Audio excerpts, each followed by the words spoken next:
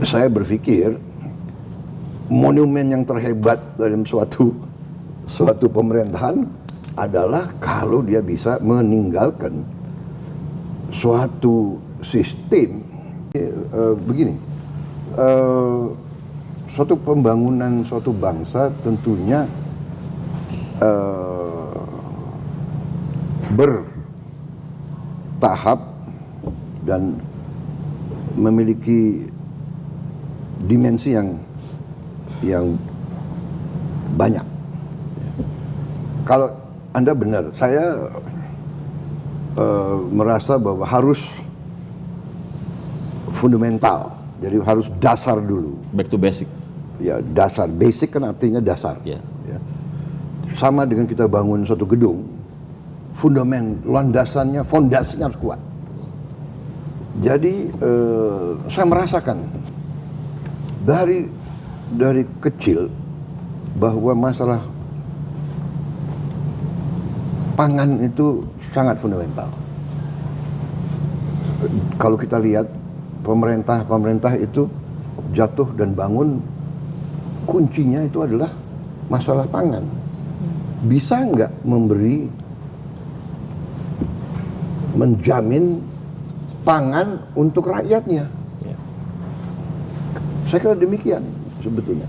Dan setelah saya berkembang, ya saya jadi dewasa, saya mengalami, saya baca dan saya alami, ternyata bahwa ideologi apapun yang kita hanut, agama apapun yang kita hanut, saya kira setiap warga, setiap anggota suatu masyarakat yang diberi peran sebagai pemimpin, ya, apapun agamanya, apapun sukunya, apapun ideologinya, yang pertama adalah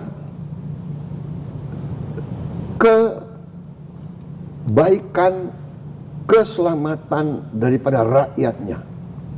Itu harus fokus utama menurut saya. Itu keyakinan saya. Percuma kita pinter, kita pandai berpidato, pandai bikin buku, masalah ideologi, masalah macam-macam, tapi kita hilang fokus. Jadi itu keyakinan saya. Karena itu ya saya berpikir monumen yang terhebat dalam suatu pemerintahan adalah kalau dia bisa meninggalkan suatu sistem fundamental yang menjamin pangan, menjamin energi, menjamin air, dan di ujungnya lapangan kerja, pendidikan, kesehatan, dan suatu masyarakat, suatu negara yang berfungsi dengan berhasil. Itu monumen yang terbaik menurut saya. Menurut saya. Tapi jangan salah, infrastruktur penting. Jadi saya terus saja, saya merasa beruntung, I'm lucky, dalam arti saya jadi presiden. Berapa hal-hal yang berat telah dilakukan oleh pendahulu saya gitu loh. Ya, saya bukan di sini sok minta bahwa saya menyenangin orang, tidak. Saya merasa Bung Karno punya jasa mempersatukan ratusan suku. Bagaimana? Jangan kita lihat sekarang. Kita lihat tahun 40, 56, ya kan? Apakah Bung Karno punya kesalahan? Ya pasti ada kelemahan. Pak Harto, dia punya jasa. Bagaimanapun kita swasembada pangan pertama, dia membangun Bimas, Inmas, membangun Bulog, membangun macam-macam lah kredit usaha rakyat yang micro financing. Yang pertama Pak Harto itu, BRI. Yunus dari Bangladesh dapat Nobel Prize. Yunus belajar ke Indonesia. Ya kan, kalau tidak salah dulu kreditnya namanya Canda Kulak, ya kan? Benar kan? Udah lama banget. Lama banget nggak denger. Udah lama banget nggak denger. Ya kan, Canda Kulak itu Pak Harto canangkan, koperasi dan sebagainya. Habibie meletakkan dasar Demokrasi. iptek, ya kan? Gus Dur bagaimanapun bisa mengkumandangkan toleransi, pemimpin agama Islam. Tapi yang berani membela kaum minoritas sampai dengan dia taruh anggotanya menjaga gereja, vihara, pura. Ini kan memberi contoh yang luar biasa menurut saya sih. Iya kan? Dulu saling curiga kan begitu kan. Dan ingat beliau dimaki-maki dulu karena beliau ke Israel. Dimaki-maki, ternyata sebetulnya beliau jauh di depan kita semua. Beliau tuh mau membuka dialog dengan siapapun, ya.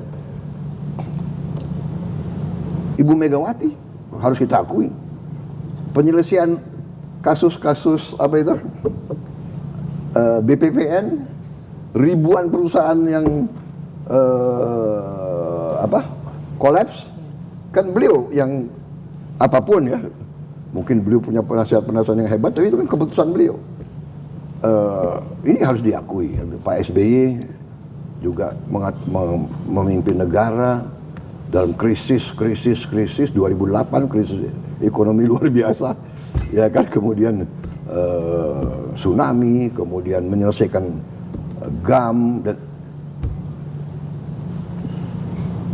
Pak Jokowi saya katakan ya saya sekarang ya tinggal landasan yang sudah bagus, ya saya tinggal pakai interkonektivitas dengan infrastruktur yang sudah dibangun. Sekarang mudah, sekarang coba jujur aja dari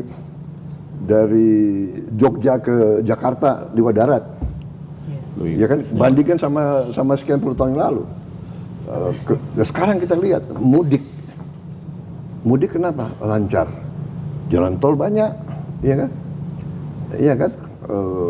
Alhamdulillah mudik tahun ini pun saya juga merasa bahagia. Saya dapat laporan kecelakaan mudik tahun ini berkurang 30% daripada tahun yang lalu. Nah, ini juga karena kerja keras banyak orang ya. Jadi saudara-saudara, apa ya, banyak orang libur, THR, menteri-menteri saya nggak libur itu.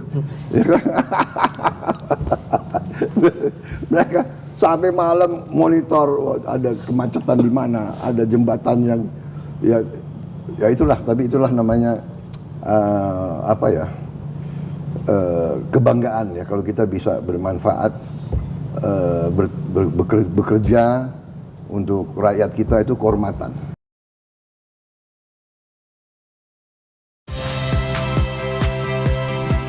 Rizka Clarissa. Saksikan program-program Kompas TV melalui siaran digital, pay TV, dan media streaming lainnya. Kompas TV, independen, terpercaya.